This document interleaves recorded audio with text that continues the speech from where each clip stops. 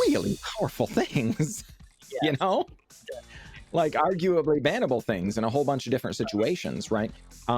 So how, as the Grixis player, do you want these next couple of games to play out? Like, sculpt a couple of turns for me here where it's going right for Grixis and you feel like you're in a commanding position. Well, so first, Grixis needs to draw another land. Because you really want the Fable to resolve, but the problem is the opponent now has the Jawari Disruption to potentially stop that. And I think the Grixis player is playing around that and hoping that, things can go well with conserving the mana and hoping your opponent maybe goes for their own Fable that you can negate here. But it's very a game of cat and mouse, and this resolved Reckoner Bankbuster can't happen, so you need to negate it as well. Why? They don't even have any creatures to animate it. It's not even going to be a 4/4, Steve. Right? Why even bother countering? Well, that's a good question, John. And the reason here is if the resolved Bankbuster happens as the Grixis player, you now have to be proactive in your decisions. Otherwise, you're going to get buried underneath the card advantage that the Bankbuster is going to generate. That makes sense to me. Now, they do pick up a fourth land here as the Hanada player. Do you, without a Hanada though, this is not a turn 4 slam Hanada style game. There is there's definitely going to be a lot more at stake here, but also really some complex decisions. Do you feel like you should be okay here now? I was about to ask, do you feel like they're supposed to be jamming the Jawari Disruption as a land here, or trying to continue holding it up by playing the untapped land? That's interesting. Not going for the Goldspan Dragon there, which, could have happened by sacrificing the treasure, was, I think, a very, very important decision. The Hinata player is going, I'm going to take the slower, less proactive approach with the Fable of the Mirror Breaker, and hoping that this card selection is going to really, really, give them the edge to get their pieces going. But now, as we see from the Grixis player, with the Disdainful Strokes, you now you only need your 2 mana to stop your opponent's 5 mana play. And so the Hinata player gave that opportunity potentially for the Grixis player to now have the mana and card advantage. That makes sense to me. Now,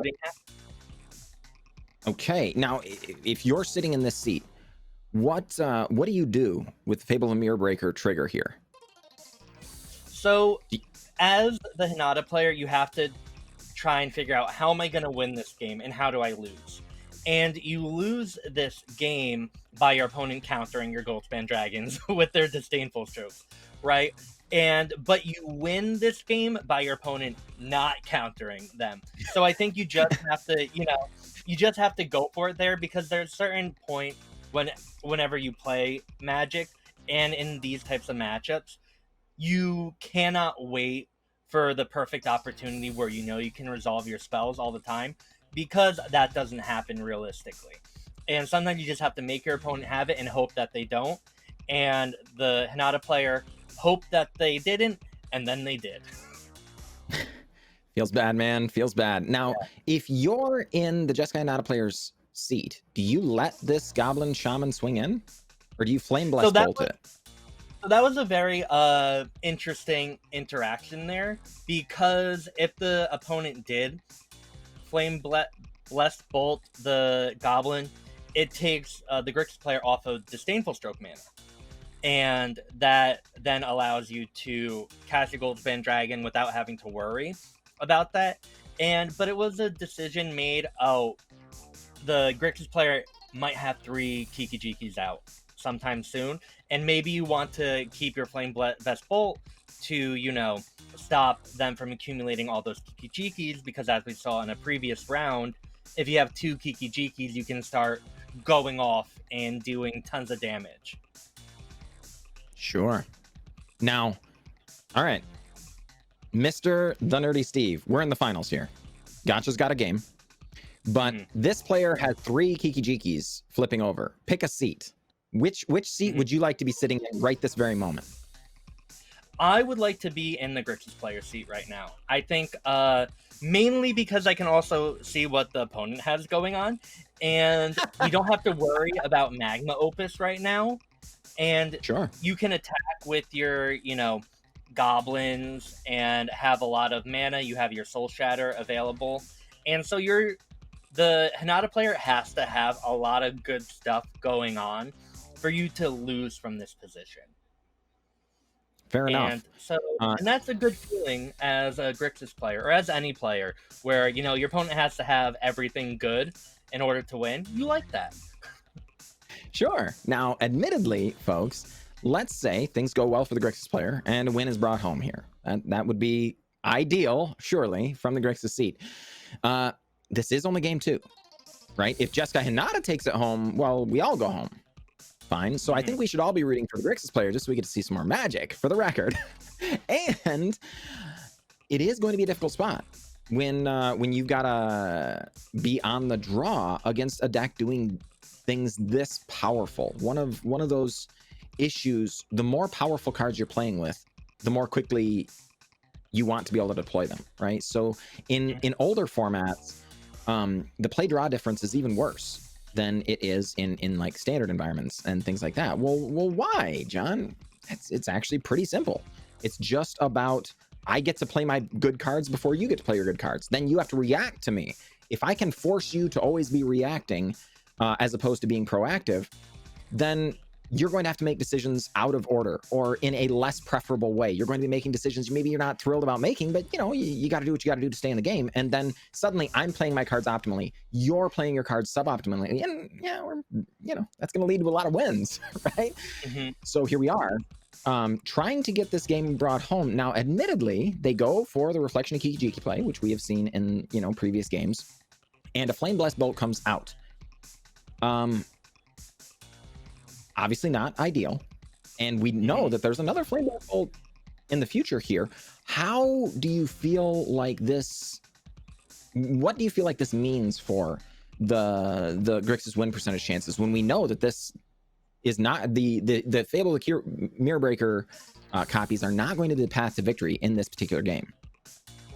Well, so that was also one of the interesting decisions we brought up earlier, is the Hinata player didn't use the Flame Blessed Bolt to stop the mana treasure creation on 2/2, and probably saving it to stop the Reflection of the Kiki, which has worked out very, very well, and is forcing the Kiki player to have to activate the Kiki and nothing happening. And this has set them up very, very well, because now they get to Flame Blessed Bolt and resolve a Magma Opus against this player who is going to be very, very sad when their Kiki gets killed here. So now, do you just fire off the Magma Opus here and continue holding on to the Flame Blast Bolt? You can get rid of both Reflections.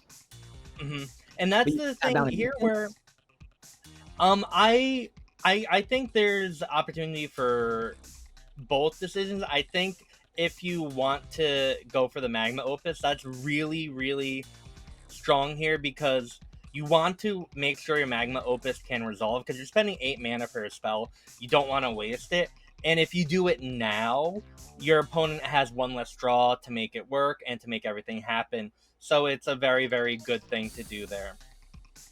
You could save it for later, but what are you saving it for if you're not killing 2 Kiki-Jikis, right?